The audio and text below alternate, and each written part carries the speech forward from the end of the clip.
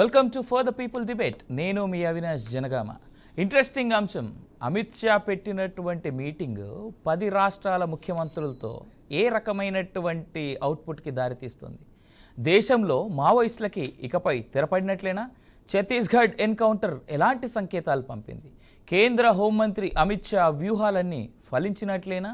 Fake ఎన్కౌంటర్లంటూ ప్రజా సంఘాలు చేస్తున్న ఆరోపణల మాట ఏంటి? దెబ్బతిన్న పులిలా మావోలు మరింత విజృంభిస్తారా? అమిత్ షా ఇచ్చిన జనజీవన స్రవంతి పిలుపుతో మార్పు సాధ్యమేనా? మావోయిస్టులో వచ్చిన చీలికలే ఈ పరిస్థితికి కారణమా? అసలు దేశవ్యాప్తంగా మావోల ఉనికి ఎంత? ఇదే ఇవాల్టి for the people debate, right. ఇంకా దీంతో పాటు ఈ డిబేట్లో మనతో పాటు జాయిన్ అవుతున్నటువంటి వ్యక్తుల్లో రెడ్డన్న రిటైర్డ్ పోలీస్ ఆఫీసర్ మనతో పాటు కాసేపట్లో జాయిన్ అవుతారు. బట్ దానికంటే ముందు స్టూడియోలో ఇవాళ మనతో పాటు ఉన్నటువంటి వ్యక్తి గడ్డం లక్ష్మణ్ గారు ఉన్నారు, పౌర హక్కుల సంఘం ప్రెసిడెంట్. అలాగే అదేవిధంగా రవికుమార్ గారు BJP OBC Morcha spokesperson, Tulasireddy గారు కాంగ్రెస్ నాయకులు, జయరామ్ గారు అనలిస్ట్, అలాగే అందే సత్యం గారు అనలిస్ట్, అలాగే ఇందాక చెప్పినట్టుగా రెడ్డన్న గారు కాసేపట్లో జాయిన్ అవుతారు. So welcome to all the people, welcome to all my panel members. Good evening. First of all Tulasireddy గారు ఇక్కడ లేరు, ఇంకెక్కడో చూస్తూ ఉన్నారు. Right, good evening everybody. ఇవాళ జరిగినటువంటి మీటింగ్ని ఒక్కొక్కరితో మొదలెడదాం. ముందుగా పౌర హక్కుల సంఘం ప్రెసిడెంట్ గడ్డం లక్ష్మణ్ గారితోనే మొదలెడదాం మనం. సార్, ప్రొఫెసర్ లక్ష్మణ్ గారు ఎలా చూస్తూ ఉన్నారు ఇవాళ జరిగినటువంటి మీటింగు, లేదా ఛత్తీస్గఢ్లో జరిగినటువంటి ఎన్కౌంటర్ ఆధారంగా అమిత్ షా ఇచ్చినటువంటి గైడ్ లైన్స్ని ఏ విధంగా చూస్తుంది? అసలు పౌర హక్కుల సంఘం అధినేతగా, పౌర హక్కుల సంఘం ప్రెసిడెంట్గా మీరు ఎలా చూస్తూ ఉన్నారు?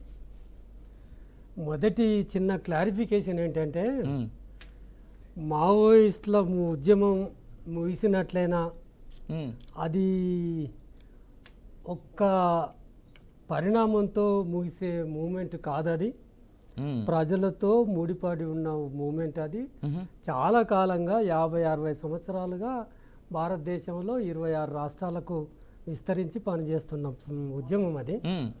రెండవది, మావోయిస్టు పార్టీలో రెండవ క్లారిఫికేషన్ అంటే ఇప్పటి వరకు కూడా మన దృష్టిలోకి అయితే అవేదో చీలికలు వచ్చిన పరిణామాలు అలాంటివి ఏమి ఉండదు. అది ఒక పటిష్టమైన సిద్ధాంత భరితమైన ఉద్యమం కనుక ఆ రకంగా చీలిపోయిందనో లేకపోతే చీలిపోవటం వల్ల ముగిసిపోయిందన్నది కాకుండా, ఇవాళ కేంద్ర హోంశాఖ మంత్రి అమిత్ షా గారు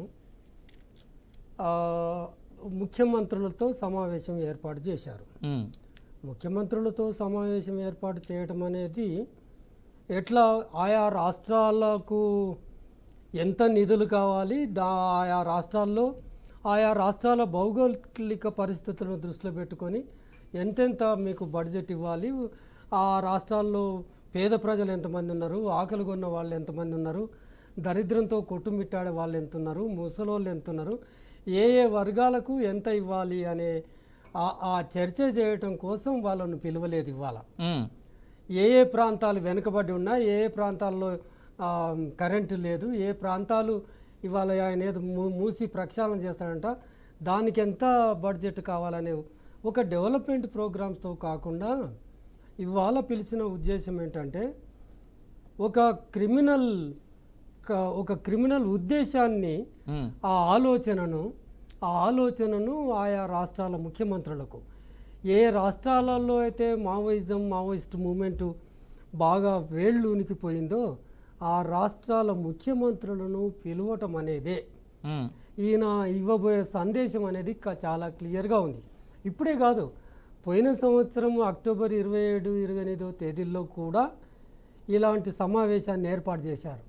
ఆ సమావేశానికి ఆయా రాష్ట్రాల ముఖ్యమంత్రులు, ఆయా రాష్ట్రాల డైరెక్టర్ జనరల్ ఆఫ్ పోలీసులు, హోంశాఖ కార్యదర్శులు వీళ్ళందరినీ పిలిచి మీటింగులు పెట్టింది. వరుసగా దఫాలుగా ఆయన మీటింగ్లు ఏర్పాటు చేస్తున్నాడు. ఆపరేషన్ సూరజ్ ఖండ్ అన్నాడు. నవంబర్లో 2023 నవంబర్ డిసెంబర్లో ఒక మీటింగ్ పెట్టి సూరజ్ ఖండ్లో పెట్టి ఆపరేషన్ సూరజ్ ఖండ్ అని. ఏంటి ఆపరేషను, ఆయన ఇస్తున్న డైరెక్షన్ ఏంది, ఇవాళ జరుగుతున్న సమావేశం ఏంటి, దాని ఉద్దేశం ఏంటి అంటే, దాని మొత్తంగా గతంలో జరిగిన సమావేశాలను మనం దృష్టిలో పెట్టుకుంటే, ఆనాటి తీర్మానాలను దృష్టిలో పెట్టుకుంటే, ఇవాళ ఏ ఉద్దేశంతో, ఏ ఎజెండాతో ఈ ముఖ్యమంత్రులు సమావేశం అవుతున్నారు అనేది ప్రధానమైన అంశం. ఇక్కడ వాళ్ళకి ఇవ్వబోయే సందేశం ఏంటంటే, మరీ దురదృష్టకరం ఏంటంటే, ఒక పౌర హక్కులను కాపాడుతాను, పౌర ప్రజాస్వామిక వాతావరణం కల్పిస్తాను ఈ రాష్ట్రంలో, మొత్తం ప్రజాపాలన చేస్తానని మన ముఖ్యమంత్రి మాట ఇచ్చి అధికారంలోకి వచ్చిండు. ఆ ముఖ్యమంత్రి గారు ఇవాళ ఏం మాట్లాడతారో ఒకటి చూడాల్సిన అవసరం ఉంది. ఇప్పటికే తెలంగాణలో మొన్న సెప్టెంబర్ 5వ తారీఖు నాడు కార్కెగూడ మండలం ఆ రఘునాథపాలెం దగ్గర ఉన్న ఆ బోనాలకుంట అడవి ప్రాంతంలో 6 మావోయిస్టులను చంపేసిండ్రు. తెలంగాణ ప్రభుత్వం డెఫినెట్గా తెలంగాణ గ్రేహాండ్స్ పాల్గొని చంపేసిండ్రు. అంతకుముందు విజయేంద్ర అనే ఒక మావోయిస్టును దామరతోగులో చంపేసిండ్రు. ఇప్పటికే మన కాంగ్రెస్ గవర్నమెంట్ వచ్చిన తర్వాత 7 మావోయిస్టులను చంపేసి మనం ఏం సందేశం ఇస్తాం? ఇది మేము దాని మీద ఫ్యాక్ట్ ఫైండింగ్ పోయినాం. రఘునాథపాలెంలో ఏం జరిగింది అనేది సత్యాన్వేషణ చేయడం కోసం పోతే మమ్మల్ని మనుగూరు దగ్గర అరెస్ట్ చేసి అశ్వాపురం పోలీస్ స్టేషన్లో రోజంతా బంధించి విడిచిపెట్టిండ్రు. ఇది రీసెంట్ గా తెలంగాణలో జరిగినటువంటి అంశం. మొన్న సెప్టెంబర్ టీచర్స్ డే రోజు 6 నక్సలైట్లను పట్టుకొని మావోయిస్టులను పట్టుకొని చంపిన వైరం ఎంత భయానకంగా కనబడుతుందంటే, మీరు కూడా అంతేనా? మీరు అధికారంలోకి రావటానికి కోరుకున్నారు ప్రజలు. అప్పుడున్న నిరంకుశం, అప్పుడున్న అణచివేత, అప్పుడున్న హింస, టీఆర్ఎస్ చేసిన ఆ హింస, ఆ అణచివేత, ఆ రూపాలకు విసిగి వేసారి. అసలైతే నిర్బంధం ప్రాతిపదికని ఒకటి గుర్తుపెట్టుకోండి, నిర్బంధం ప్రాతిపదికలనే ప్రభుత్వాలు మారుతాయి. అంతకుముందు చేసిన చంద్రబాబు నిర్బంధం తట్టుకోలేక చంద్రశేఖరరావుని తెచ్చిన చంద్రశేఖరరావు నిర్బంధానికి విసిగి వేసారి ప్రజలు రేవంత్ రెడ్డిని తీసుకొచ్చారు. రైట్, అయితే మిగిలిన ప్యానెల్ మెంబర్స్ మాటలు కూడా విందాం ఒకసారి. తులసిరెడ్డి గారు, మీరు చెప్పండి, ఇప్పుడు ఏదైతే కేంద్ర ప్రభుత్వం ఆర్డర్స్ జారీ చేసిందో 10 రాష్ట్రాల ముఖ్యమంత్రులకి మావోయిస్టులందరినీ పిలుపులు ఇచ్చినట్టుగానే మనం చూస్తూ ఉన్నాం. వచ్చి మీరు జనజీవన స్రవంతిలో కలవండి అంటూ కేంద్ర ప్రభుత్వం, కేంద్ర హోంమంత్రి కూడా ఇచ్చినటువంటి ఈ యొక్క రిక్వెస్ట్ అనుకోవచ్చు, ఆర్డర్ అనుకోవచ్చు. దీన్ని ఎట్లా చూస్తుంది కాంగ్రెస్ పార్టీ, లేదా మీరు సీనియర్ నాయకులు ఏ విధంగా చూస్తూ ఉన్నారు? ఇది కరెక్టే కదా. ఇప్పుడు అసలు ముందు మావోయిజం అనేది అవుట్డేటెడ్ కాన్సెప్ట్. ఇది 1949లో చైనాలో మావోయిజం పుట్టింది. అవును. 1979లో చైనాలో అంతరించింది. అంటే ఎక్కడైతే పుట్టిందో 1949లో 78లో అక్కడే అంతరించింది. కానీ దురదృష్టవశాత్తు అక్కడేం అంతరించింది, కానీ చైనాలో భారత్, బంగ్లాదేశ్, నేపాల్, పెరు, ఫిలిప్పీన్స్, తదితర దేశాల్లో ఇంకా ఉంది అనమాట. ఇది చైనాలో 1978 నుండి మావోయిజం స్థానంలో డెంగిజం వచ్చింది. 49 నుండి 78 వరకు మావోయిజం, అది అంతరించిపోయి 75 నుండి చైనాలోనే డెంగిజం వచ్చింది. అంటే డెంగ్ జియావోపింగ్, దాని తర్వాత సరే ప్రజెంట్ అధ్యక్షుడు. కాబట్టి ఎక్కడైతే పుట్టిందో అక్కడే ఇది అంతరించిపోయింది. ఇది ఒక అవుట్డేటెడ్ కాన్సెప్ట్ నా అభిప్రాయం. రెండవది, సిద్ధాంతపరంగా చూస్తే ఏమిటి మావోయిజం అంటే, అసంఖ్యాకమైన అణగారిన ప్రజానీకం, ప్రత్యేకించి రైతులు, కొద్దిమంది అణచివేతదారులపై సాయుధ తిరుగుబాటు చేయడమే మావోయిజం. ఇది మావోయిజం అంటే అసంఖ్యాకమైన అణగారిన ప్రజానీకం, ప్రత్యేకించి రైతులు, కొద్దిమంది అణచివేతదారులపై సాయుధ తిరుగుబాటు చేయడం అనేది మావోయిజం. ఇది మావో కాలం నాటికి ఆ రోజు కొద్దిమంది ఫ్యూడలిస్టులు వచ్చేసి మెజారిటీ ప్రజలను అణచివేస్తా ఉన్నారు కాబట్టి ఆనాటికి అది మావో కాన్సెప్ట్ కరెక్ట్. కానీ నేడు మన దేశంలో మంది ప్రజాస్వామ్యంలో పాల్గొనండి, ఏమి ఎల్లకాల వీలు ఉంటారా? మీరు వచ్చేసి ప్రజల తరపున, అణగారిన ప్రజల తరపున ఇక్కడ ప్రజాస్వామ్యం వచ్చేసి 143 కోట్ల ప్రజానీకంలో మీరుండేది 10,000 నుండి 20,000 మంది సాయుధ తిరుగుబాటు. కానీ మిగతా వచ్చేసి అందరూ ప్రజాస్వామ్యం పట్ల ఉన్నారు, ఓట్లకు పోతున్నారు. నిన్న కూడా జమ్మూ కాశ్మీర్ ఎన్నికలు జరిగినాయి, మీరు పాల్గొనండి, కంటెస్ట్ చేయండి, ప్రజా జీవనం వచ్చేసేయండి. మీరు వచ్చేసి ఎమ్మెల్యేలు కండి, ముఖ్యమంత్రులు కండి, మంత్రులు కండి, రాష్ట్రపతులు కండి, ప్రధానమంత్రులు కండి, ఎవరొద్దన్నారు వచ్చేసి కార్పొరేషన్ మేయర్లు కండి, డిప్యూటీసులు, ఎంపీటీసులు, సర్పంచులు, వార్డు మెంబర్లు బ్రహ్మాండంగా వచ్చేసి చేయండి. లేదు సంస్థాగతంగా వచ్చేసి ఈ రోజు ఉద్యమాలు చేయండి, వచ్చేసి అహింసా పద్ధతిలో, గాంధేయ పద్ధతిలో. సాయుధ తిరుగుబాటు ఎందుకు వచ్చేసి ఇప్పుడు వచ్చేసి సమస్యల మీద వచ్చేసి గాంధేయ పద్ధతిలో, అహింసా పద్ధతిలో, ప్రజాస్వామ్య పద్ధతిలో ధర్నాలు అన్ని చేయొచ్చు కదా వచ్చేసి సమస్యల కోసం. కాబట్టి సాయుధ తిరుగుబాటు అవసరం ఏముంది? కాబట్టి Maoism concept is outdated concept. Maoism సిద్ధాంతానికే రివర్స్ అవుతా ఉంది. అక్కడ అసంఖ్యాకమైన ప్రజానీకం, అణచిపడ్డ ప్రజానీకము, కొద్ది మంది వచ్చేసి ఫ్యూడలిస్టు, అణచివేతదారులు. ఇక్కడ రివర్స్ ఉందన్నమాట. ఇక్కడ వీళ్ళు ఉండేది 10,000 20,000, ఇక్కడ అసంఖ్యాకమైన ప్రజానిశ్చయం డెమోక్రసీ వైపు ఉన్నారు. కాబట్టి ఆ డెమోక్రసీ మీద సాయుధ తిరుగుబాటు చేస్తామంటే న్యాచురల్ గా వచ్చేసి డెమోక్రటిక్ గవర్నమెంట్ ఒకవైపు డెవలప్మెంట్ చేస్తుంది, ఒకవైపు విజ్ఞప్తి చేస్తుంది. ఎందుకు మీరు అనవసరంగా వాళ్ళు ఎడ్యుకేట్ చేసి జనజీవన స్రవంతిలోకి రండి, మీరు పాల్గొనని చెప్పేసి చెప్తుంది. ఇది లేని పరిస్థితుల్లో సమయం వచ్చినప్పుడు కొంత బలప్రయోగం చేయాల్సి వస్తుంది. కాబట్టి నా అభిప్రాయం ఇది మావోయిజం గురించి. రైట్. అయితే జయరాం గారిని అడుగుతున్న సేమ్ ప్రశ్న. జయరాం గారు, మీరు ఎలా చూస్తున్నారు ఇవాళ అమిత్ షా ఇచ్చినటువంటి ఈ స్టేట్మెంట్ లేదా సెంట్రల్ గవర్నమెంట్ ఇచ్చినటువంటి ఈ స్టేట్మెంట్ని? జనజీవన స్రవంతిలో మావోలు కలిసిపోవడం జరిగే పనేనా? అసలు కలవాల్సిన అవసరం ఉందంటారా? మీకు ప్యానెల్లో ఉన్న మిత్రులకు, బిఆర్కే యాజమాన్యానికి, ప్రేక్షకులకు నమస్కారాలు. అంటే ఇక్కడ అమిత్ షా గారు చేసిన ప్రయోగం ఏమి అలా కొత్తదేం కాదు. ఇంతకు ముందు ఉమ్మడి ఆంధ్రప్రదేశ్ లోపల మావోయిస్టులతోనే ఏకంగా వైఎస్ రాజశేఖర రెడ్డి గారు చర్చలు పెట్టారు.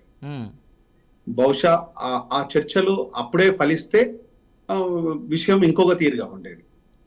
కానీ ఆ చర్చల సారాంశము నేను ఇప్పుడు నా వయసు 57 సంవత్సరాలు. నేను వరంగల్లో పుట్టాను. అక్కడ ఉండే పరిస్థితులను అంటే ఒక మావోయిజము అనేది కాదు, కానీ అక్కడ ఉండే పరిస్థితులను బట్టి కూడా కొంత వ్యతిరేక భావాన్ని ప్రజల్లో నింపుకోవడానికి ఆస్కారాలు ఉన్నాయి. ఎందుకు అలాంటిది అవసరం వస్తుందంటే, ఇక్కడ అమిత్ షా గారు చేసిన ప్రయోగం ఏదైతే ఉందో, తను కొత్తది అనుకున్న విషయంలో ఏది ఉందో, సో దాన్ని స్వాగతిద్దాం. కానీ ఇక్కడ జరగాల్సింది ఏంటి అంటే 2 అంశాలు చాలా క్లియర్ గా జరగాలి. ఒకటి వచ్చేసేమో, ఎందుకు ఒక వ్యక్తి తను పూర్తిగా వెళ్తున్నాడు అనే అంశాన్ని ఒకటైతే, ప్రభుత్వంలో దాన్ని మనం ఏ విధంగా సపోర్ట్ చేయాలి, ఏ విధంగా వాళ్ళను దరికి చేర్చాలి, ఏ విధంగా జనజీవన స్రవంతిలో కలపాలి అనే అంశాన్ని ఈరోజు ప్రభుత్వం ఆలోచించాలి. ఈరోజు ప్రజలు మావోయిస్టులో పోయిన వాళ్ళు ఆలోచించడం కాదు, ప్రభుత్వం ఆలోచించాలి. ప్రభుత్వం ఏ విధంగా ఆలోచించాలి అంటే, అక్కడ ఉండే పరిస్థితులను అబ్జర్వ్ చేయాలి, అక్కడ విద్యా బోధనలు ఉన్నాయా లేవా అనేది చూడాలి, అక్కడ వాళ్ళకు ఆర్థిక స్థితిగతులు ఎలా ఉన్నాయో చూడాలి, వాళ్ళకు ఆరోగ్య స్థితిని ఎలా ఉందో చూడాలి, అక్కడ ఆరోగ్య పరిస్థితుల లోపల ఉండే డిఫిషియన్సీ కానీ మన విద్యా బోధనలో ఉండే డిఫిషియన్సీని దాన్ని కవర్ చేయాలి. అక్కడ ఉండే ఆ నేపథ్యాన్ని, ఏ రాష్ట్రంలో ఉండే నేపథ్యాన్ని, ఆ రాష్ట్రంలో ఉండే ఆ నేపథ్యాన్ని అబ్జర్వ్ చేయాలి ప్రభుత్వం. అబ్జర్వ్ చేసి ఆ ప్రజలకు వచ్చేసి ఏం చేయాలి అంటే, self employed schemes, same time వచ్చేసి వాళ్ళకు ఆర్థిక వనరులను ప్రోత్సహితం చేసి వాళ్ళను ఆ దిశగా, అంటే మావోయిస్టు పార్టీకి అట్రాక్ట్ అయ్యే దిశగా ఒకటి వెళ్తున్న దిశని వీళ్ళు దాన్ని కట్ చేసే విధానాన్ని చెయ్యాలి. ఇదంతా ఒక తుపాకులతోనే రాజ్యాధికారం వస్తుందనేది మావోయిస్టు పార్టీ సిద్ధాంతాన్ని నేను వ్యతిరేకిస్తున్నాను. సేమ్ టైం వచ్చేసి నిర్బంధంతోనే మావోయిస్టు పార్టీని మనం ఆపగలమన్న దాన్ని కూడా ఒకటి ఆలోచించాలని నేను ఇక్కడ సజెషన్ చేస్తున్నాను. దీన్ని వ్యతిరేకిస్తూ ఇక్కడ సజెషన్ చేసే విధానంలో విషయం ఏంటంటే, ఈ 2 విషయాల లోపల చాలా కీలకంగా ప్రభుత్వాలు ఆలోచించాలి. ఒకటి, యువతను అక్కడ వైపు ప్రేరేపించే విధంగా ఉండకుండా అక్కడ ఉండే పరిస్థితులను మనం గమనించేసి దాన్ని సాల్వ్ చేసే విధానం. హెల్త్, ఎడ్యుకేషన్, ఎంప్లాయ్మెంట్ ను క్రియేట్ చేయటం, ఇది ప్రధానంగా చేయాల్సిన పని. రెండవది వచ్చేసి, అక్కడ ఆల్రెడీ ఉన్న నక్సల్స్ ఉద్యమంలో ఉండే వాళ్ళను ఏ స్థితులు ఉసిగొలుపుతే వాళ్ళు అక్కడికి వెళ్ళారు, ఏ పరిస్థితుల నుంచి వాళ్ళు అక్కడికి వెళ్ళారు. ఇప్పుడు నక్సల్ ఉద్యమం అంటే అక్కడ పోయి రాష్ట్ర మర్యాదలు చేసి అన్ని సౌకర్యాలు ఇచ్చేది కాదు కదా. అక్కడ ప్రాణాలకు తెగించి పోట్లాడడానికి ఎందుకు వెళ్తున్నాడు, ఈ స్థితిలో ఎందుకు వచ్చిందని కౌన్సిలింగ్ సెంటర్స్ ని ఏర్పాటు చేయాలి. ఇది పోలీసుల ద్వారా కౌన్సిలింగ్ సెంటర్స్ పెడతారా, లేకపోతే కలెక్టర్ ఆధ్వర్యంలో పెడతారా, లేకపోతే మెడికల్ డిపార్ట్మెంట్ ఆధ్వర్యంలో పెడతారా, లేకపోతే ఎడ్యుకేషనలిస్టులను పంపిస్తారా, లేకపోతే ఉన్నతాధికారులను పంపిస్తారా, న్యాయవాదులను పంపిస్తారా, రూపం ఏదైనా ఉండొచ్చు. కానీ డెఫినెట్ గా జనజీవన స్రవంతిలో కంపల్సరీ కలవాల్సిందే. వేరే డిస్ప్యూటే లేదు. రైట్. ఎందుకంటే బాబాసాహెబ్ అంబేద్కర్ చెప్పింది ఏంటంటే, ఒక మతాన్ని సంబంధించిన ఆవేశపూరితమైన వ్యక్తిని మార్చలేము, కానీ ఈ రోజు విప్లవ ఉద్యమంలో ఉన్న వ్యక్తిని మార్చడం చాలా సులభం అని చెప్పారు. మరి ఆ మహానుభావుడు అప్పుడు ఆయన ఎందుకు ఆ మాట చెప్పాడో నాకు ఆలోచిస్తే చాలా లేటుగా అర్థమైంది. అది అంటే ఎప్పుడైనా కూడా భారతదేశం లోపల మతంతోని విజృంభించే ఏ శక్తినైనా మనం ఆపడం మన వల్ల కాదు, కానీ విప్లవాన్ని తీసుకొచ్చే వ్యక్తిని మనం ఆపొచ్చు. ఎందుకు అంటే వాళ్ళకి కావాల్సింది ఏంది? ఆకలి, కట్టు, ఉండడానికి ఇల్లు, తినడానికి తిండి, బ్రతకడానికి ఆ వాతావరణాన్ని సమీకరింపులు చెయ్యాలి. ఇవి ఇస్తే సరిపోతుంది. కానీ మతం అట్లా కాదు. మతం అనేది ఏంటంటే ఎన్ని ఉన్నా కూడా లేని దాని గురించి మనం వెతికే ప్రోగ్రామే మతం. అది హిందువా, ముస్లిమా, క్రిస్టియనా ఏదైనా కావచ్చు. కనుక అంటే ఈ రోజు మనం చేయాల్సింది ఏంటంటే, ఈ రోజు అమిత్ షా గారు తీసుకున్న ప్రోగ్రామ్ అభినందిస్తూనే ఈ సూచనలు వారికి చేరాలనే మనస్ఫూర్తిగా కోరుకుంటూ దీన్ని సగౌరవంగా ఆహ్వానించడానికి నాకు ఎలాంటి అభ్యంతరాలు లేవు. రైట్, మన ప్రయత్నం కూడా చేద్దాం. బీఆర్కే న్యూస్ తరఫున మనం అమిత్ షా గారికి లెటర్ రాయడమా లేదా ఏదైనా చేసేటువంటి ప్రయత్నం కూడా చేద్దాం. మనతో పాటు ప్యానెల్లో ఉన్నటువంటి అంది సత్యం గారు, మీరు ఎలా చూస్తున్నారు? ఇవాళ జరిగినటువంటి మీటింగ్ కావచ్చు, లేదా ప్యానెల్లో ఉన్న మెంబర్స్ చెప్తున్నటువంటి మాటలు కావచ్చు. ఇవాళ అమిత్ షా ముఖ్యమంత్రుల సమావేశం ఏర్పాటు చేస్తే నాకు ఒకటి గుర్తొచ్చింది. 80s లో ఇందిరాగాంధీ కూడా ఇట్లనే ముఖ్యమంత్రుల సమావేశం ఏర్పాటు చేసింది. చేసి 66లో గ్రీన్ రెవల్యూషన్ స్టార్ట్ అయితే, హరిత విప్లవం స్టార్ట్ అయితే 80 నాటికి తీవ్రమైనటువంటి అసమానతలు చోటు చేసుకున్నాయి గ్రామీణ రంగంలో. దానికి ముఖ్యమంత్రుల సమావేశం పెట్టి ఇందిరాగాంధీ ఒక హెచ్చరిక చేసింది. Green revolution turn to be red revolution అన్నది. మీరు గనక హరిత విప్లవం వల్ల వచ్చినటువంటి అసమానతలు తగ్గించకపోతే, ముఖ్యమంత్రుల్ని మీ రాష్ట్రాల్లో సమస్యలు పరిష్కరించబోతే ఇది ఎర్ర విప్లవంగా మారే అవకాశం ఉందని హెచ్చరిక చేసింది. అవును, అది అగ్రికల్చర్ ఎకనామిక్స్ లిటరేచర్లో మాకు పదే తగులుతుంటది ఆ మీటింగ్లో ఉన్నటువంటి ఆమె చేసినటువంటి హెచ్చరిక. అట్లా సోషల్ ఇష్యూస్, ఎకనామిక్ ఇష్యూసే దీనికి పునాది.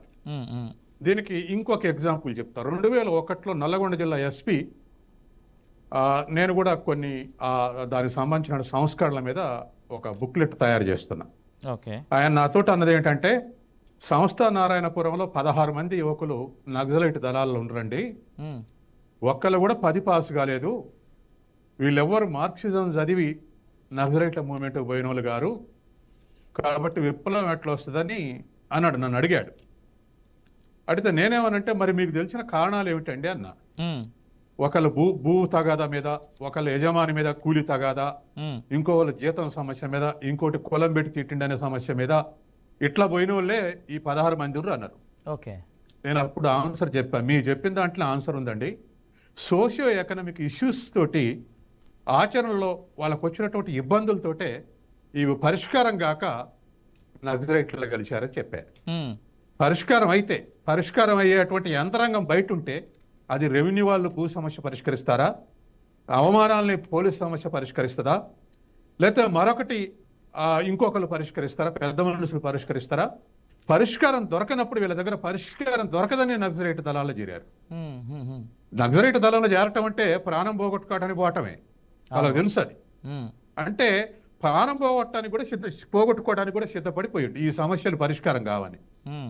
కాబట్టి మనం ఇవాళ నిజాయితీగా మాట్లాడితే ఈ సమస్యలు పరిష్కారం అవుతా ఉంటే వాళ్ళకి కావాల్సినటువంటి ఇన్పుట్ వీక్ అవుతుంది.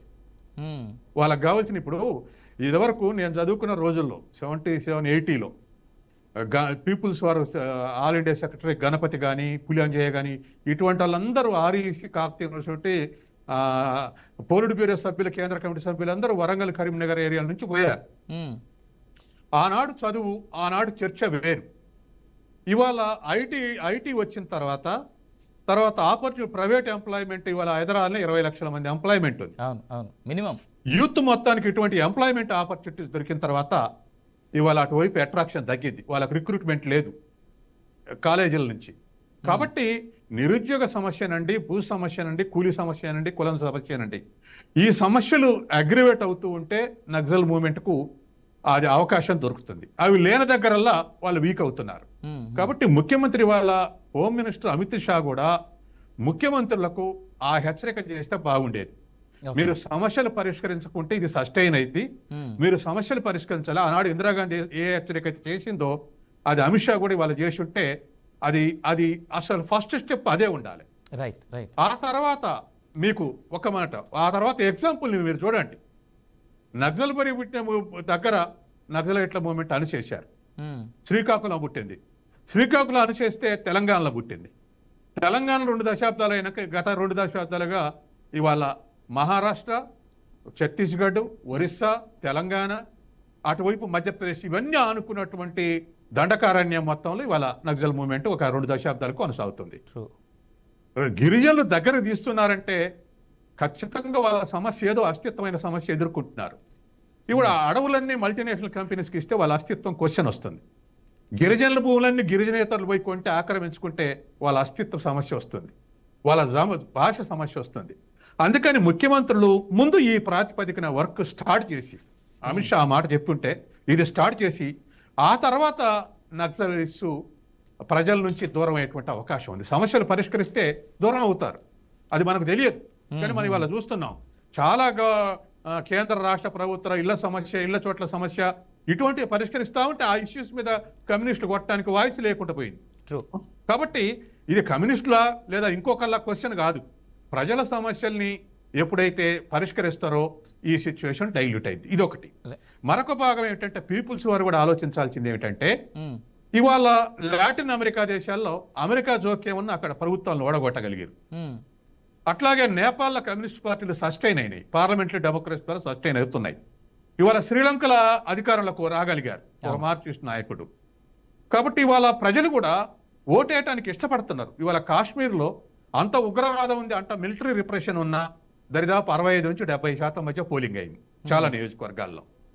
అంటే వెపన్ కన్నా కూడా ఓటుని చాలా ఇష్టపడుతున్నారు. వెపన్ అన్నప్పుడు అది కొద్దిమంది ఆ సాక్రిఫైస్కి సిద్ధం అవుతారు.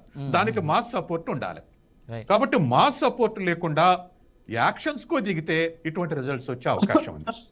మూడో అంశం ఒక్క మాటతో ముగిస్తా. ఒక్క మాట ఏమిటంటే ఇవాళ వెపన్స్ టు వెపన్స్ ఫైట్ అయ్యేటట్టయితే నిన్న జరిగినటువంటి 31 మందిలో దొరికినాయి 5-6 AK-47 ఉన్నాయి. కానీ 2000 మంది AK-47 తోటి చుట్టుముట్టారు. కాబట్టి వాళ్ళని గుండె ధైర్యంగా తయారు చేశారు తప్ప ఆ మాస్ సపోర్ట్ లేదు. ఇవాళ రష్యాలో మాస్కోలో తిరుగుబాటు చేస్తే లక్షల మంది రెడ్ ఆర్మీ మీద ఎగబడి ట్యాంకుల మీద నుంచి ట్యాంకుల్ని మొత్తాన్ని ఊడగుంజుకున్నారు. కాబట్టి మాస్ అబ్సర్జ్ లేకుండా ఇలా కేవలం దళాలే చేస్తామంటే రాంగ్ రిజల్ట్ వస్తుంది. కాబట్టి ఆ వైపు కూడా వాళ్ళు ఆలోచించాలి. ఈ మార్గం 50 ఏళ్లలో ఏ మేరకు సక్సెస్ అయింది, మనం ఏ మేరకు మార్చుకోవాలన్నటువంటి విషయం ఆ వైపు కూడా ఆలోచించాలి. ఆలోచిస్తే వాళ్ళ పరిష్కారం దొరికే అవకాశం ఉంది. కానీ వీళ్ళు లా అండ్ ఆర్డర్ అని అణిచేయని అమిత్ షా పిలిపిస్తే వాళ్ళు ఇంకొక దగ్గర ఇక్కడ ఉన్నటువంటి స్థావరాలు ఎత్తేసి ఇంకో దగ్గర వర్క్ చేస్తారు, సమస్య ఉన్న దగ్గరే పోతారు. రైట్. సత్యం గారు, మళ్ళీ నేను ఐల్ కమ్ బ్యాక్ టు అండి. ఈలోపు ఒకసారి రవికుమార్ గారు, బీజేపీ అఫీషియల్ స్పోక్స్ పర్సన్ కూడా మనతో పాటు ఉన్నారు కాబట్టి, రవికుమార్ గారు చివరిగా మీరు అందరి మాటలు విన్నారు, 5 మన ప్యానెల్లో ఉన్నటువంటి మిగిలిన 4 మాటలు విన్నారు. ఇప్పుడు బీజేపీ అఫీషియల్ నేతగా మీరేం చెప్తారు? ఇప్పుడు వీళ్ళు ఇస్తున్నటువంటి సజెషన్స్ కూడా చాలా వరకు టేకబుల్గానే ఉన్నాయి, అంటే అవన్నీ వాస్తవాలు కూడా. సో ఈ వాస్తవాలు కరెక్ట్ చేసుకునే వైపుగా బీజేపీ ఏమైనా అడుగులు వేస్తోందా?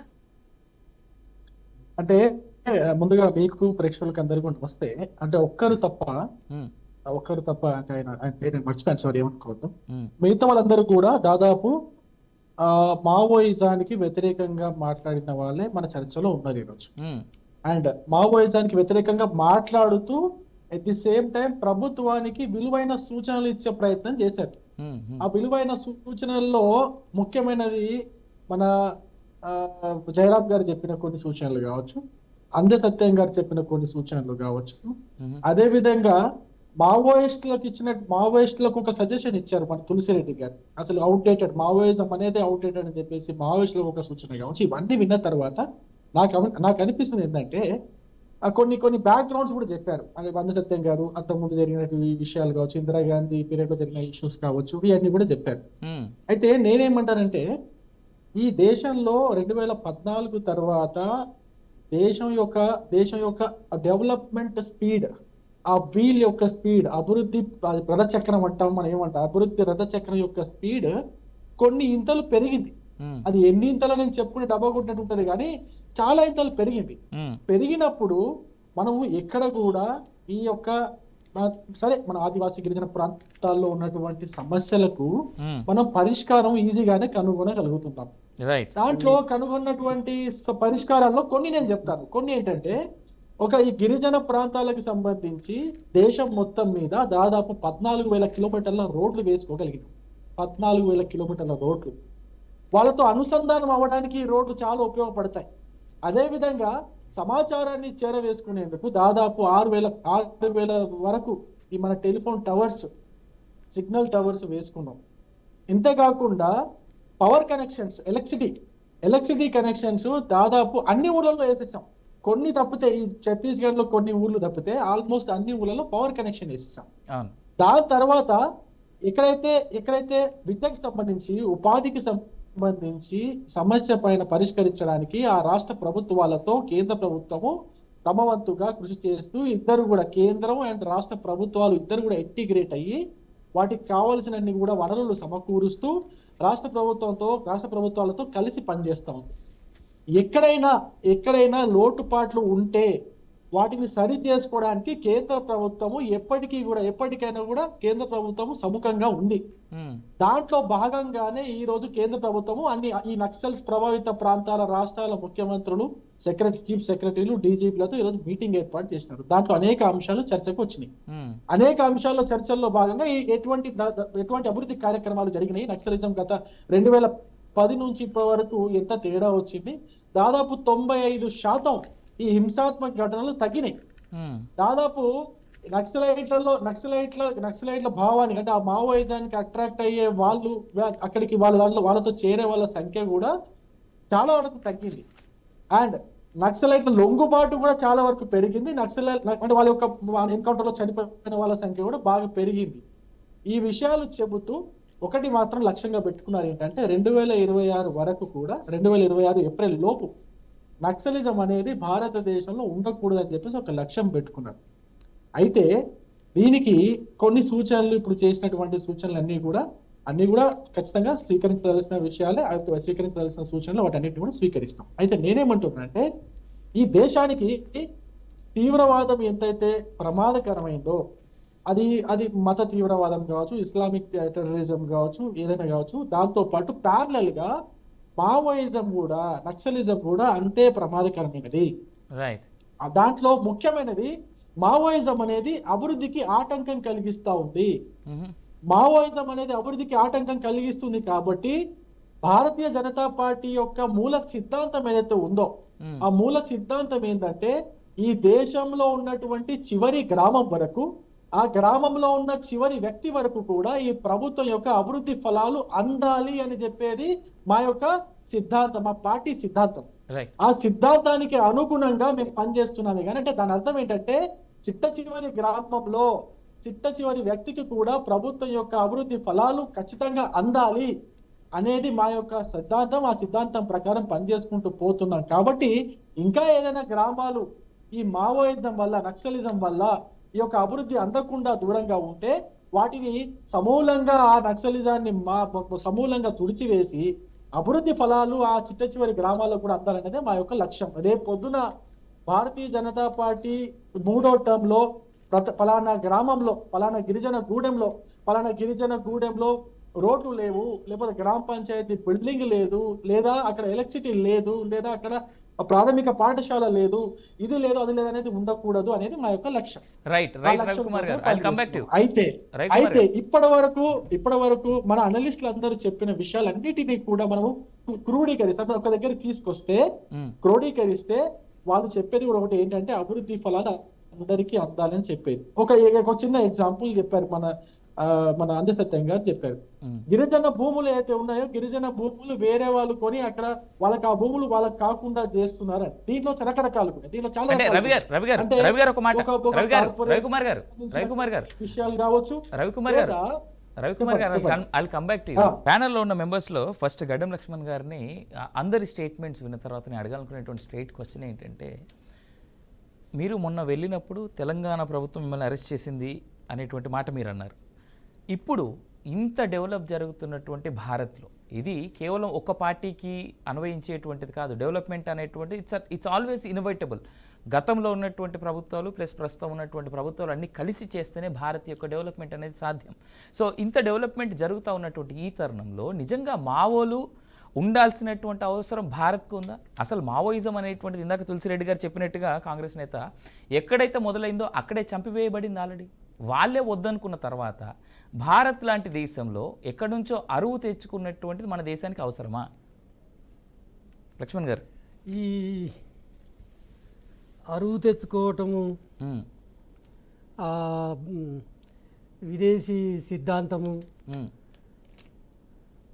అది ప్రజా జీవితానికి సంబంధించిన అంశాలు. అవి ఓకే, దేశంలో ప్రపంచంలో ఎక్కడ ఉన్నా ప్రజలు వాళ్ళ జీవనం అంతా ఒకటే. అట్లా అయితే అది విదేశం మనకు వద్దు అనుకుంటే నిత్యం పొద్దున్న లేచి వాడుతున్నదల్లా విదేశీ పరికరాలే, పనిముట్లే. అది లేని మన జీవనం కొనసాగదు. అయితే ఒక డెవలప్మెంటు అని ఏదైతే అంటున్నామో, డెవలప్మెంటు ఈ దేశంలో జరగాల్సిందే, జరుగుతుంది, అందులో సంశయం లేదు.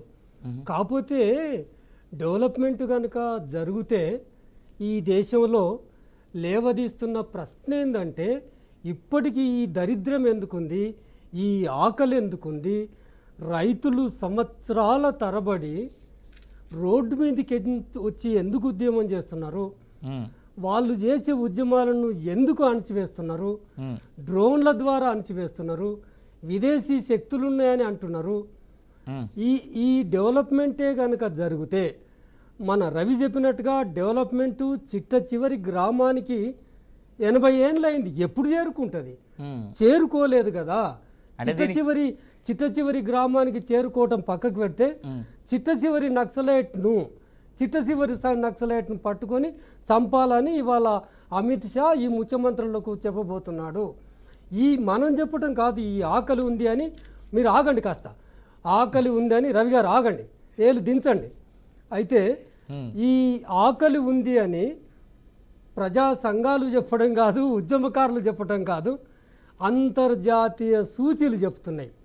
ఈ దేశంలో ఆకలి నివారించడంలో ఈ భారతదేశం ఎంత వెనుకబడి ఉంది ఇతర దేశాలతో పోల్చితే అని అంతర్జాతీయ సూచీలు చెప్తున్నాయి. అంటే ఈ దేశంలో స్వేచ్ఛ లేదని, పత్రికా రంగం స్వేచ్ఛ లేదని ఒక సూచి మొత్తం మనకు బయటకు వచ్చింది.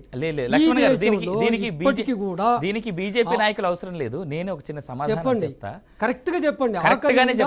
ఆకలి లేదు.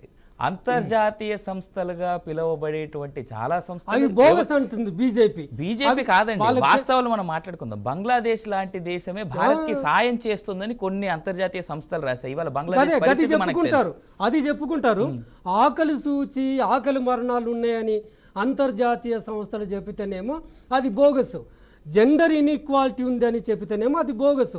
పత్రికా స్వేచ్ఛ లేదని చెప్తేనేమో అది బోగస్. ఎవరికో సాయం చేస్తున్నామని చెప్తేనేమో దాన్ని హైలైట్. నేను చెప్తున్నాను, రవికుమార్ చెప్పిన కరెంటు లేని గ్రామాలు ఇదే ఛత్తీస్గఢ్లో 100 నా ఎంబడరాండి 100 గ్రామాలు చూపిస్తాను. రాత్రిపూట కన్ను కొట్టి కన్ను తెరిస్తే మొత్తం కంప్లీట్ చీకటి కనబడుతుంది. వాళ్లకు వైద్యం లేదు, ఎక్కడ కూడా ఒక ఆసుపత్రి కనబడదు. అంత దూరం కాదు, మీరు నల్లమలకి వెళ్ళి చూడండి, ఎక్కడ కూడా స్కూల్ ఉండదు. ఎక్కడ కూడా ఆయన చెప్పినట్టుగా 14,000 కిలోమీటర్ల రోడ్డు వేశారట, ఎక్కడ కూడా ఆ రోడ్డు సౌకర్యం ఉండదు. రండి చూడండి, మీరు వెళ్ళాల్సిన బాధ్యత ఉంటుంది. రోడ్లకు మేము అభివృద్ధికి వ్యతిరేకము, ఆటంకము అంటున్నారు. మేము కూడా ఈ ప్రశ్నను ఆదివాసీలను అడిగాము, ఛత్తీస్గఢ్ ఆదివాసీలను, జార్ఖండ్ ఆదివాసీలను అడుగుతాం. మాకు పెద్ద పెద్ద రోడ్లు ఎందుకు, 4 లేన్ల రోడ్డు ఎందుకు, 6 లేన్ల అవసరమైన రోడ్డు వేయండి, మాకు అవసరమైన స్కూల్ తెరవండి. మా స్కూళ్ళల్లో సైనిక క్యాంపులు పెడుతున్నారు. ఛత్తీస్గఢ్ లో వెళ్ళండి, మాట్లాడనివ్వండి.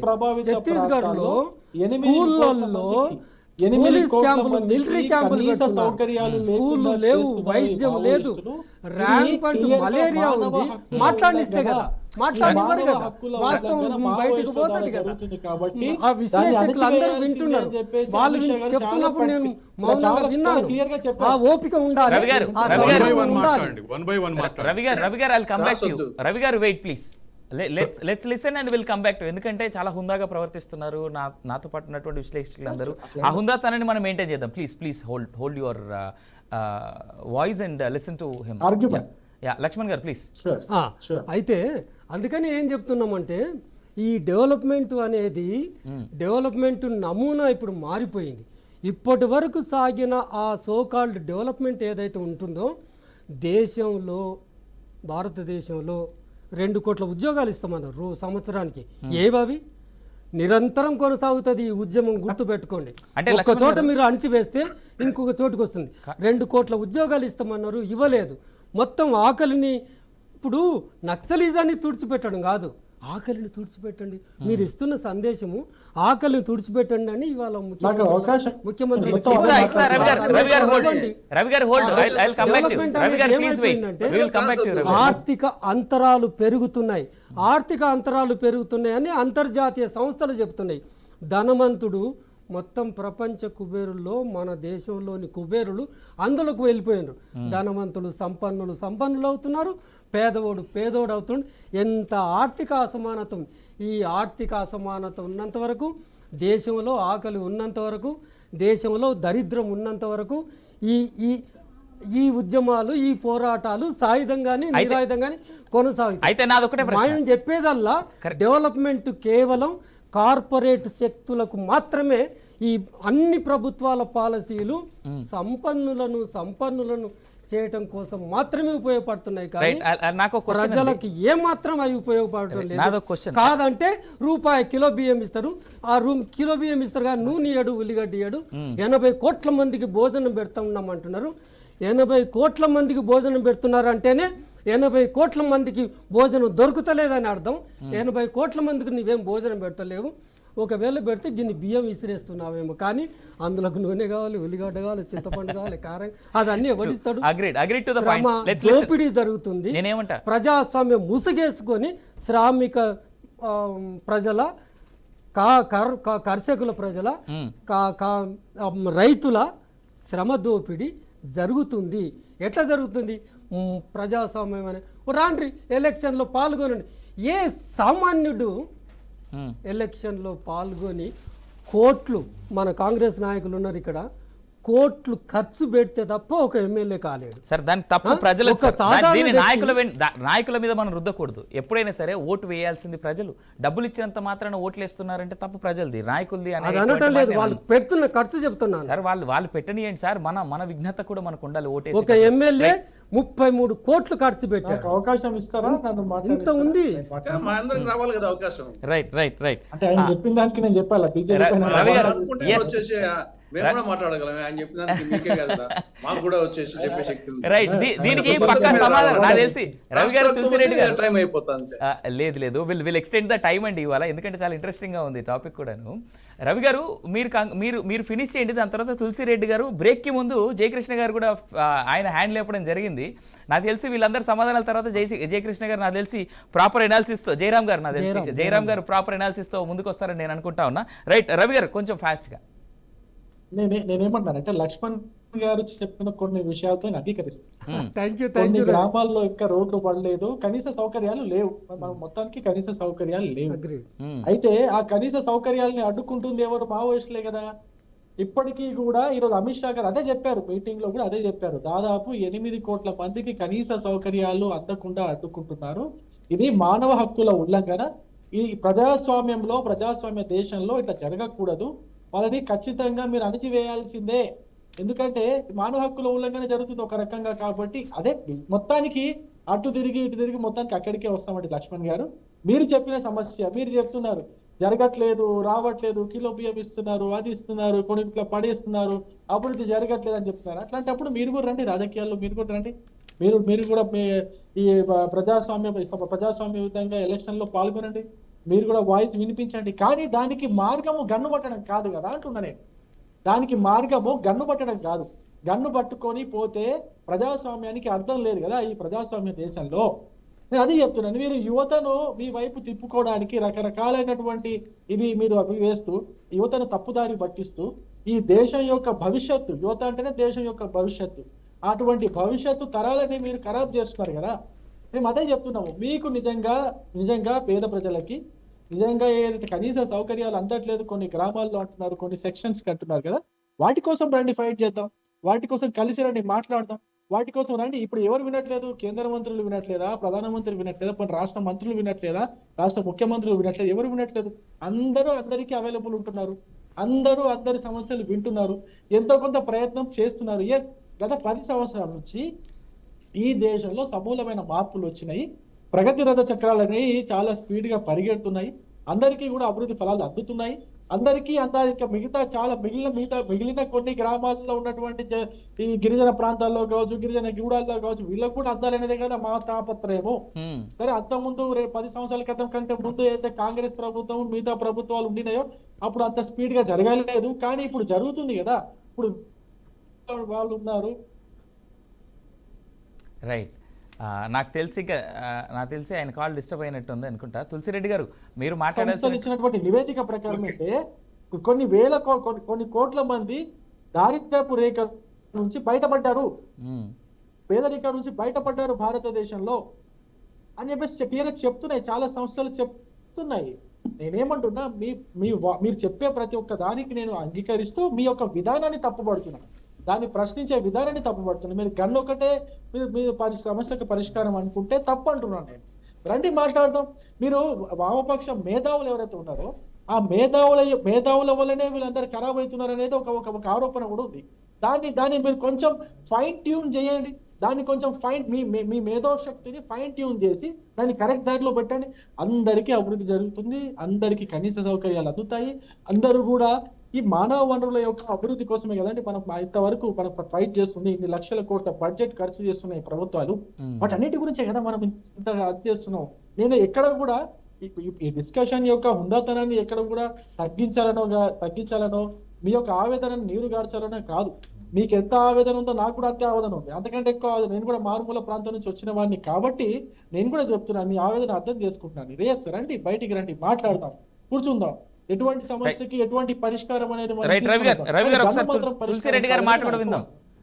తులసిరెడ్డి గారు, ఇది బీజేపీకి సంబంధించిన ఇష్యూ కాదు, ఫస్ట్ ఆఫ్ ఆల్ ఏదో ఆయన ఒక్కరికి సంబంధించిన ఇష్యూ కాదు భావించే, ఇది దేశానికి సంబంధించిన ఇష్యూ. నిన్నగాక మనం వచ్చింది బీజేపీ, ఎల్లకాలం వీళ్ళే ఉన్నారా, రేపు వీళ్ళే ఉంటారా? దేశానికి సంబంధించిన ప్రజలకు సంబంధించిన ఇష్యూ. మనము ప్రజాస్వామ్యాన్ని ఎన్నుకున్నాం, అభివృద్ధి అనేది నిరంతర ప్రక్రియ.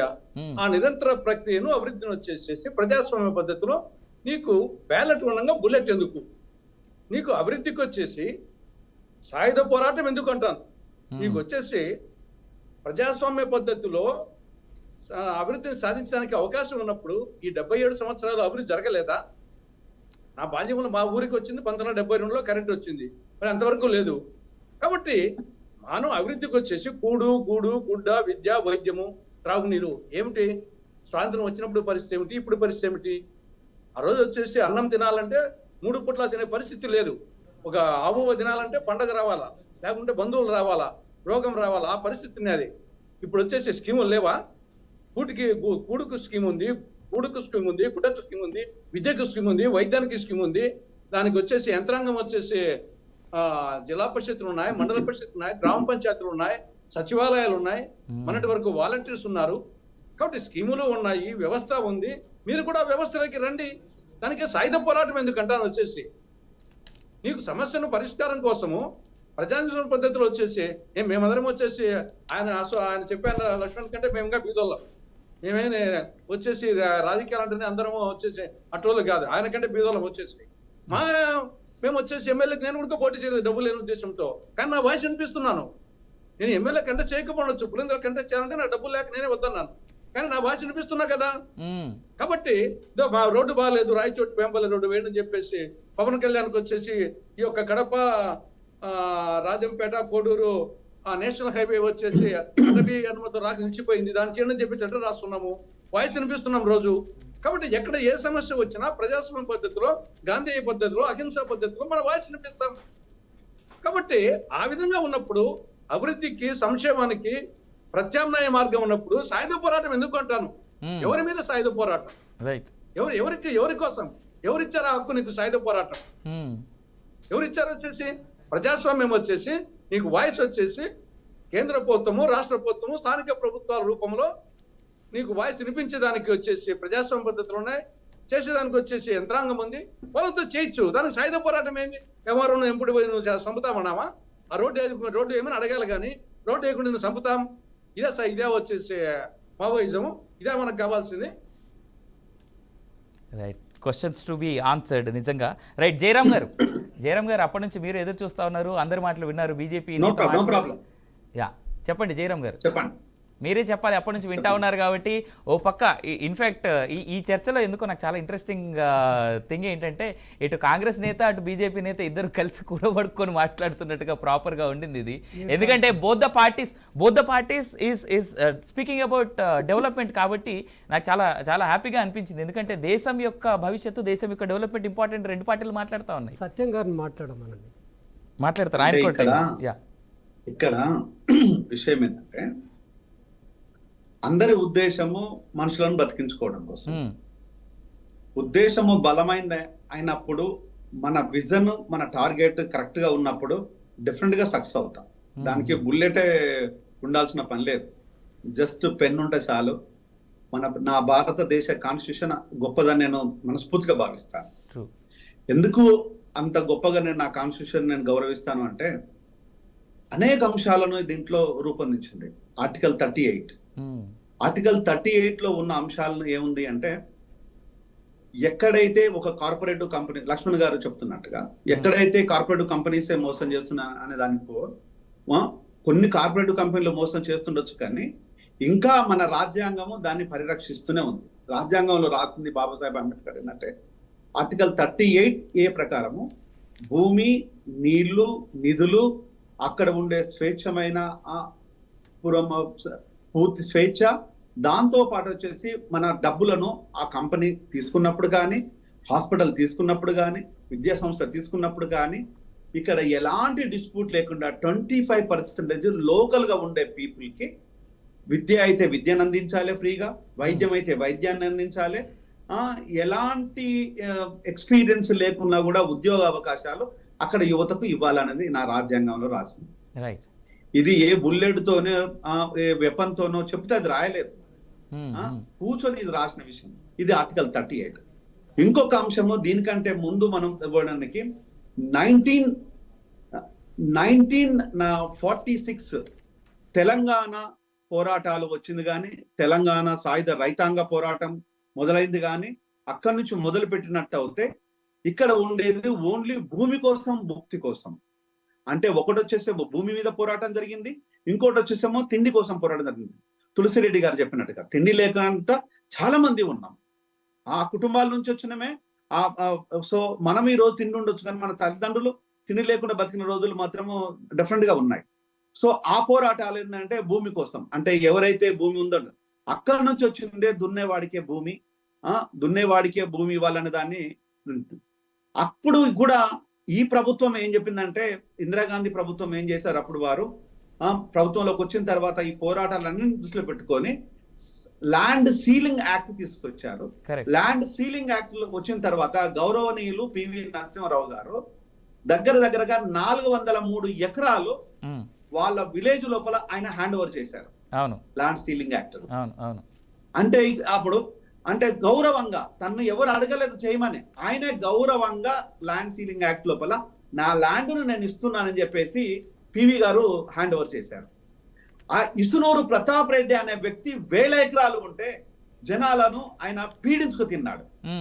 అంటే ఈ రెండు అంటే ఆ ప్రతాప్ రెడ్డిని ప్రజలు ఏమి క్షమించలేదు, ఈయన త్యాగాన్ని ప్రజలేం మర్చిపోలేదు. ఈ రెండు ప్రజలకు గుర్తే ఉన్నాయి. దాంతో పాటు వచ్చేసి ఈ వైఎస్ రాజశేఖర రెడ్డి గారు తనకు ప్రభుత్వంకి వచ్చిన తర్వాత 1996 లోపల ఆయన ఏం చేశారంటే, మావోయిస్టులతోని చర్చలు మొదలు పెట్టాలి, చర్చలు చేయాలి, సఫలీకృతం కావాలి అన్నప్పుడు అప్పుడు అడిగిన దాని లోపల నాకున్న కొంత నాలెడ్జ్ మేరకు, పూర్తి నాలెడ్జ్ నాకు అప్పుడు లేదు కాబట్టి నేను చెప్పలేను, కానీ కొంత నాలెడ్జ్ ఉన్న మేరకు అప్పుడు కొన్ని అనేక రకమైన డిస్కషన్లు నాకున్న ఇన్ఫర్మేషన్ మేరకు ఉన్నది ఏంటంటే భూమి విషయం లోపల అప్పుడు ఆ డిస్కషన్ జరిగింది. అంటే అప్పుడు ఉన్న భూమి మిగులు భూములు ఎంత, ప్రభుత్వానికి ఉన్న మిగులు భూములు 1,28,00,000 ఎకరాల మిగులు భూములు ప్రభుత్వం ఆధీనంలో ఉన్నాయి ఉమ్మడి ఆంధ్రప్రదేశ్ లోపల. ఓకే, ఈ మిగులు భూములు ఉన్నాయి అత్యధికంగా తెలంగాణ లోపల 1,00,00,000 ఎకరాలకు పైన తెలంగాణ ఉన్న భూములు ఉన్నాయి. ఆ భూములను విశ్లేషించే నక్సలైట్ల ఎజెండా అది అనే తర్వాత దీన్ని కేసీఆర్ గారు తెలంగాణ ఉద్యమం లోపల దాన్ని తీసుకొచ్చేసి నక్సలైట్ల ఎజెండే నా ఎజెండా అని చెప్పేసి నేను భూ పంపిణీ చేస్తాను, ఎస్సీ ఎస్టీలకు భూ పంపిణీ చేస్తాను, 3 ఎకరాల భూమి ఇస్తే వాళ్ళు గౌరవంగా బతుకుతారని చెప్పేసి నమ్మబలికారు. ఆ 3 ఎకరాల భూమి తెలంగాణ వచ్చిన తర్వాత అసలు భూములే లేవని చెప్పారు. రైట్. అయితే అంటే దీన్ని మనం ఏ విధంగా ఒక్క నిమిషం అండి, భూములే లేవని చెప్పారు అంటే దీన్ని ఏ విధంగా మనం చెప్తుంటాం? భూములు ఉన్నాయే అనేది మీరే వాస్తవంగా చెప్పారు, నాకు తెలియదు. ఆ రోజు కేసీఆర్ గారు నక్సలైట్ల ఎజెండా నా ఎజెండా అని చెప్పారు. ఆ ఎజెండాను ఇంప్లిమెంట్ చేయడానికి 3 ఎకరాల భూమి ఇస్తా అన్నారు. మరి 3 ఎకరాల భూములు ఈ రోజు వచ్చేసి మీరు 5 ఏళ్ళు దాటిన తర్వాత అసలు భూములే లేవు, భూములు ఎక్కడున్నాయి అని చెప్పారు. అంటే ఈ దోపిడిని నిరంతర ప్రక్రియగా జరుగుతుంది. ఒకరు వచ్చేసేమో ప్రజలను కాపాడుకోవడం కోసం మన రాజ్యాంగం లోపల అహర్నిశలు కృషి చేస్తుంటే, ఇందిరాగాంధీ గారి హయాం లోపల రోటీ కపడా और మకాం అనే దాంతో ఎక్కడైతే తిండి నీళ్లు నిధులు అవన్నీ సమకూర్చాలని ఒకటి కుదరదు. కాబట్టి ప్రతి మనిషికి ఇల్లు కావాలి, ప్రతి మనిషికి తిండి కావాలి, ప్రతి మనిషి బట్టలు కావాలనే ఉద్దేశంతో సదుద్దేశంతో ఇప్పుడు దళిత వాడల లోపల 196 గజాల ప్లాట్ ఉందంటే అది ఇందిరాగాంధీ పుణ్యమే. కానీ మరి ఇప్పటి పాలకులు దాన్ని ఎందుకు మీరు దాన్ని విస్మరించారు? అంటే ఇప్పుడు కుటుంబాలు పెరుగుతూ ఉంటే ఇప్పటి వరకు బిలో పావర్టీ లైన్ ఎంత ఉంటాయి? 50 కోట్లకు పైచిలకు బిలో పావర్టీ లైన్ లో మన దేశ ప్రజలు ఉన్నారు. మన యాంగర్ ఇండెక్స్ లోపల ఈ రోజు మనం 125 కంట్రీలు తీసుకుంటే 111వ ర్యాంకు ఈ రోజు మనము గ్లోబల్ యాంగర్ ఇండెక్స్ లో ఉన్నాం. మరి దాన్ని ఎవరు మనం ప్రశ్నించాలి? ఇంకా ఎందుకు మనం ఎందుకుంటుంది ఈ 50 కోట్ల మంది ఇంకా ఎందుకున్నారంటే ఒకటే ఒక కారణం, విద్య, వైద్యము, ఎంప్లాయ్మెంట్ లేకపోవటం. ఇది నేను చెప్తున్నాను కదా. ఒకవేళ కనుక నాకే కనుక అమిత్ షా గారితో మాట్లాడాల్సిన అవకాశం కనుక ఉన్నట్టయితే, అయ్యా ఇక్కడ దీన్ని మనం నిర్మూలించడానికి మన పోలీస్ ఫోర్స్ కాదు, జస్ట్ పెన్నును పేపర్ను పంపిద్దాము, వాళ్ళ చదువు చెప్పుదామని చెప్తాను. అయ్యా సూది వైద్యాన్ని పంపిద్దాము, వాళ్ళని బతికించుకుందామని చెప్తాము. అయ్యా 3 పూటలు తిండి పెడదాము, వాళ్ళను మన జనజీవన స్రవంతిలో మనం కలుపుకుందామని చెప్తాం. ఫస్ట్ జనాన్ని కలుపుకోవాలి. జనం లోపల ఉన్నది మావోయిస్టుల సంఖ్య ఎంత? 0.1% మాత్రమే. 0.1%. 0.1% మావోయిస్టులను మార్చడం పెద్ద పని కాదు. కానీ 50 కోట్ల మందికి ఈ రోజు మనం తిండి పెట్టాలని చూసినామా, అది పెద్ద గొప్ప ప్రయత్నము. ఆ ప్రయత్నాన్ని చేద్దామని చెప్తాను. ఆ ప్రయత్నం కోసం ఏమైనా చేద్దామని చెప్తాం. ఆ ప్రయత్నం కోసము సకాలంగా కొత్త రూపాలు, కొత్త రూపకల్పనలు, కొత్త ఉద్దేశాలు, న్యూ రెవల్యూషన్ భావాలను కాదు. కానీ దీంట్లోపల కొత్త తరమైన విధానాన్ని మనము ప్రజల ముందు తీసుకొచ్చేసి అన్నం పెట్టి ఆదరించే విధానం ఉంటే డెఫినెట్ గా ఉంటుంది. ఇది ఏమి ఉండదు. చిన్న విషయం, ఒక చిన్న విషయం ఇందులోపల ఈ రోజు ప్రభుత్వాలు ఆలోచన విధానం ఏమైంది అంటే, ఏ విధంగా ఉంది అంటే, కుటుంబాలు ఈరోజు ఏది తన తాత ఎమ్మెల్యే అవుతే కొడుకు మినిస్టర్ అవుతాడు, తన మనవాడు సీఎం కావాలనుకుంటాడు. నా తాత ఈరోజు తులసిరెడ్డి గారు, నిజంగా తులసిరెడ్డి గారు ఒక డాక్టర్, వారికి చాలా గౌరవం ఉంటది. వారు చాలా క్లియర్ గా మాట్లాడతారు.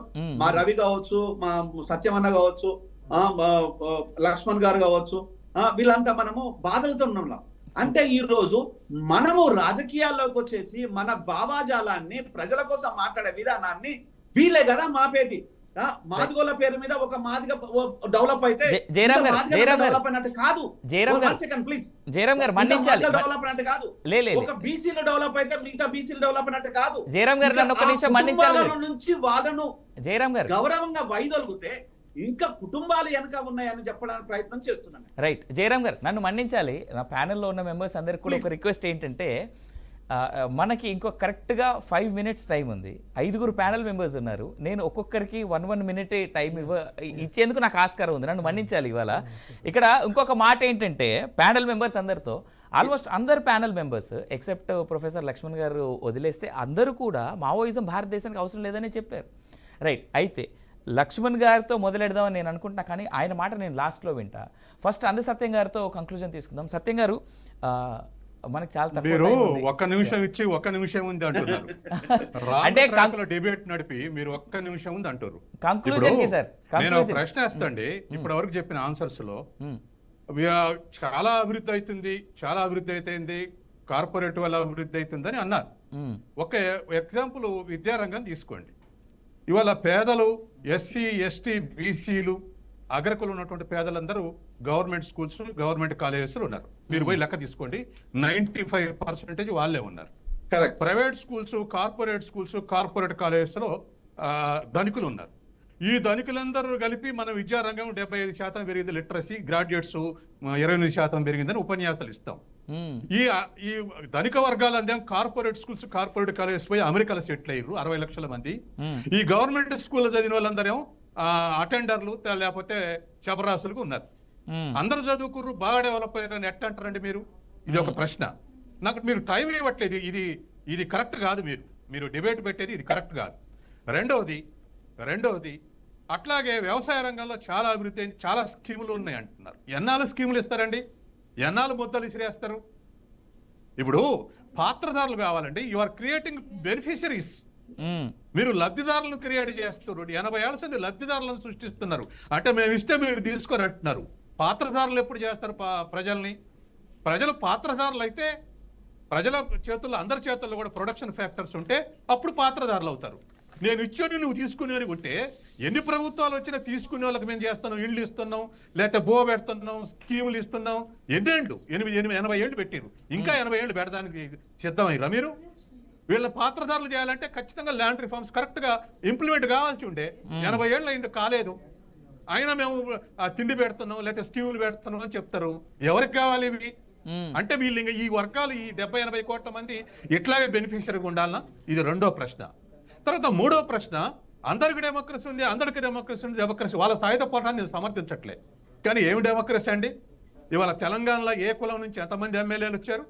భారతదేశంలో ఏ వర్గం నుంచి ఎంతమంది ఎమ్మెల్యేలు వచ్చారు? ఎంతమంది మంత్రులు వచ్చారు? 70% మంది పోటీ చేయడానికి ఇష్టపడ్డారు. ఇవాళ ఎడిపోయింది ఇది. ఇది ఇన్క్లూజివ్ డెమోక్రసీ అంటారు, లేదు. ఇన్క్లూజివ్ డెవలప్మెంట్ అంటారు, లేదు. ఇవేమీ చర్చించకుండా పరిష్కారమైన చెప్తారు. ఎక్కడ పరిష్కారం అయింది? మీరు సాయుధ పోరాటానికి పోవద్దు, నిజమే. వాళ్ళు పోకుండా ఉండాలంటే మనం ఇంప్లిమెంట్ చేయాలి. ఇవి ఇంప్లిమెంట్ చేయకుంటే సాయుధ పోరాటానికి పోవడం తప్పు అంటున్నాం, నిజమే. అది మార్గం కాదు. కానీ వాళ్ళు అటు పోకుంటుంటానికి ఇవి పరిష్కరించకుండానే ఎట్లా సాధ్యం అవుతుందో చెప్పండి. ఎన్ని 80 ఏళ్ళు స్కీములు ఇచ్చారు, ఇంక 80 ఏళ్ళు ఇవ్వాలన్నా? మీరు ఇస్తే వాళ్ళు లబ్ధిదారులు కావాలన్నా? మీరు అన్నం పెడితే వాళ్ళు అన్నం తినాలన్నా? మేము అన్నం పెడతామని చెప్పుకుంటారా? మేము విద్య అందరికీ ఇస్తున్నాం అంటారు. కార్పొరేట్ స్కూల్స్ ఉన్నటువంటి వాళ్ళందరూ అమెరికా లేకపోతే యూరోప్లో ఉంటారు. ఇక్కడ ఉన్నటువంటి వాళ్ళందరూ గవర్నమెంట్ స్కూల్ చదివే వాళ్ళందరూ, కాలేజీలో ఉన్న అందరూ మీరు పోయి చూడండి. 98% నా దగ్గర లెక్కలు ఉన్నాయి. పేద వర్గాలు మొత్తం గవర్నమెంట్ స్కూల్స్, గవర్నమెంట్ కాలేజెస్లో ఉన్నారు. ఈ పరిస్థితి ఇట్లా ఉంటే ఇటువంటి ప్రొడక్షన్ ప్రాసెస్, ఈ ప్రక్రియ ఇట్లే నడుస్తుంటే నిర్లక్ష్యం చేయబడేటువంటి 80 కోట్ల మంది అట్లే మిగులుతారు. ఈ ప్రాసెస్ ఇంకా స్పీడప్ అవుతుంటే ఇంకా ఇంటెన్షన్ పెరుగుతుంది. కార్పొరేటీకరణ పెరుగుతుంటే టెక్నాలజీ పెరిగితే అన్ఎంప్లాయ్మెంట్ పెరుగుతుంది. వాళ్ళలో అప్సర్జ్ వస్తుంది. మీరు ఎట్లా పరిష్కరిస్తారు? ఏం చూపెడతారు పరిష్కారానికి? ఇవాళ ఆ స్థాయిలో 9% అన్ఎంప్లాయ్మెంట్ ఉంది. వన్ ఆఫ్ ది హైయెస్ట్ ఏది ఇండియా అన్ఎంప్లాయ్మెంట్ ఉన్నప్పుడు, ఇంత వ్యాస్ట్ కంట్రీ ఉన్నప్పుడు మీరు సాయుధ పోరాటం పట్టొద్దా? వాడికి తడవకొక ఆలోచన వస్తుంది బజార్లో తిరిగే వాడికి. మీరు చూశారు కదా పంజాబ్లో ఆస్గర్ అల్ ఇంజనీర్ 20 ఏళ్ళు ఎందుకుంది పంజాబ్ అంటే దళిత సిక్కులకు గ్రీన్ రెవల్యూషన్ వల్ల ఎంప్లాయ్మెంట్ పోయి వాడు బిందర్ వాళ్ళతో చేరారు 20 ఏళ్ళు. ఇప్పుడు డేరా బాబా అంటే తిరుగుతున్నారు. ఆ సమస్య లేకపోతే పంజాబ్ లో వీళ్ళిద్దరు ఎందుకు అవుతారంటే బిందడం వాళ్ళే డేరా బాబా. దేశవ్యాప్తంగా ఇటువంటి కండిషన్స్ ఉన్నాయి. ఆ ప్రొడక్షన్ ప్రాసెస్ ను మార్చకుండా, ఆ ప్రక్రియ మార్చకుండా మనం చెప్పితే ఆచరణలో బాధపడేవాడల్లా అటువైపు మొక్కుతాడు. ఇది ముందు ప్రీ కండిషన్. దీన్ని మనం డిస్కస్ చేయకుండా పైన తొడిగితే అది పరిష్కారం కాదు. True, agree to your point Satyam గారు. అయితే ఇక్కడ ఒక చిన్న మాట ఏంటంటే కంప్లీట్ అవుట్ ఆఫ్ టైం ఇక్కడ ఒకటి ఏంటంటే ఇందాక సత్యం గారు అన్నట్టుగా నేను అందరికీ టైం ఇవ్వట్లేదు అని లేదండి, మాట అన్నారు కానీ లేదు, మీరు ఒకళ్ళిద్దరికి అర్ధ గంట టైం ఇచ్చి మిగతా వాళ్ళకి 5 నిమిషాలు 2 నిమిషాలు ఇస్తే అది correct లేదు గా. సత్యం గారు ఒక మాట నేను ఇప్పుడు 2 ఏళ్ల నుంచి మీ బీఆర్ సత్యం గారు నేను ఒక మాట చెప్తా. అన్ని అభిప్రాయాలకు ప్రాధాన్యత ఇవ్వాలి. లేదు సార్, నేను ఒక మాట చెప్తాను. నేను అందరికీ సమానమైన టైం ఇవ్వాలని అనుకుంటా, కానీ మధ్యలో కట్ చేస్తే మళ్ళీ అందరూ ఫీల్ అవుతారు. అందుకోసమనే నేను రెగ్యులర్ పార్టిసిపేట్ అండి మీ డిబేట్లలో, నేను అభ్యంతరం చెప్పట్లే. లేదు సత్యం గారు, see we respect all our guests. కాకపోతే ఇక్కడ ప్రాబ్లం ఏమైపోయిందంటే ఒకరికి 2 నిమిషాలే ఇద్దామని నేను అనుకుంటా, అందరికీ 2 నిమిషాలనే నేను అనుకుంటా. కాకపోతే ఏంటంటే ఒకరు 5 నిమిషాలు మాట్లాడడం వల్ల, నేను కట్ చేయడం వల్ల మళ్ళీ మీరే హర్ట్ అవుతూ ఉన్నారు. నేను ఎప్పుడైతే కట్ చేసేటువంటి ప్రయత్నం చేస్తానో అప్పుడు మీరు ప్రొలాంగ్ చేయడం వల్ల ఆ డిస్టర్బెన్స్ అనేది జరుగుతూ ఉంది. రైట్ సత్యం గారు, మళ్ళీ I will come back to you again. So దీన్ని ఇక్కడికే కట్ చేయాల్సి వస్తుంది, నన్ను మన్నించాలి అందరూ ప్యానల్ మెంబర్స్ అందరూ. కాకపోతే కంక్లూజన్ మాత్రం ఒకటి సింపుల్గా అర్థమైంది ఏంటంటే డెవలప్మెంట్ అనేటువంటి మాట చెప్పుకొని ఏదైతే ఇస్తా ఉన్నారో వాటిని ప్రాపర్గా అందరి వరకు చేసినట్టయితే నిజంగానే మీరు అందరూ అన్నట్టుగా మావోయిస్టులు కానీ మావోయిస్టుల అవసరం కానీ భారతదేశానికి ఉండదేమో. Right, however thanks to all my panel members. రేపు మరో డిస్కషన్లో మళ్ళీ కలుద్దాం. అప్పటి వరకు చూస్తూ ఉండండి బీఆర్కే న్యూస్ తెలుగోడి సత్య.